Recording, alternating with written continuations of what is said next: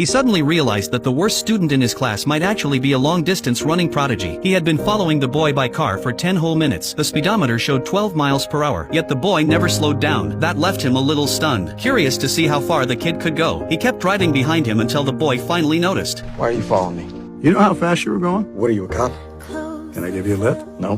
Jim, quit following me. As he watched the boy walk away, Jim fell into deep thought. The kid he just saw might really be something special. Back home, Jim started digging through old records. He compared times from previous state competitions, and the results shocked him. At that pace, the boy could easily rank among the top 10 runners in the entire state. And that's without proper running shoes. With the right gear, he might even be a champion. Jim felt like he had just discovered buried treasure. As a PE teacher and coach, finding a champion could change everything for him. His reputation, his pay, even his entire life. He could finally leave this small, forgotten town. This was McFarland, one of the poorest places in California. The only reason Jim ended up here was because he had no other choice. He used to be a promising coach, but after accidentally injuring a player during a game, he was fired and labeled as hot-tempered. No school wanted him anymore. Desperate for a job, he moved his entire family to this dusty little town. They were used to city life, so everyone struggled to adjust. There wasn't even a proper restaurant around. Not a single place selling burgers, just tacos and burritos. Crime was bad, and Jim never felt safe. He hated everything about this place and wanted to leave that very day, but no other school would take him, so he had no choice but to stay and teach here. On his first day, he discovered just how undisciplined the students were. When he told them to warm up, 3 of them simply walked off, saying they had to go home to work on the farm. Jim didn't expect much anyway. He barely cared about the class, just told the rest of them to jog a few laps and called it a day. But that's when he noticed something strange. These kids were good at running. Still, he didn't think much of it, until one evening, driving home, he saw Thomas. The boy was running at 12 miles per hour again. Jim couldn't believe it. At that speed, Thomas could run a mile in 5 minutes. The world record for marathon pace was just slightly faster. Thomas was a rare talent. For the first time in a long while, Jim felt a spark of hope. If he could bring these runners together, form a cross-country team, and lead them to victory, he might become a respected coach again, maybe even find a better job elsewhere. He went straight to the principal with his idea, but the principal wasn't interested. There was no funding. That didn't stop Jim.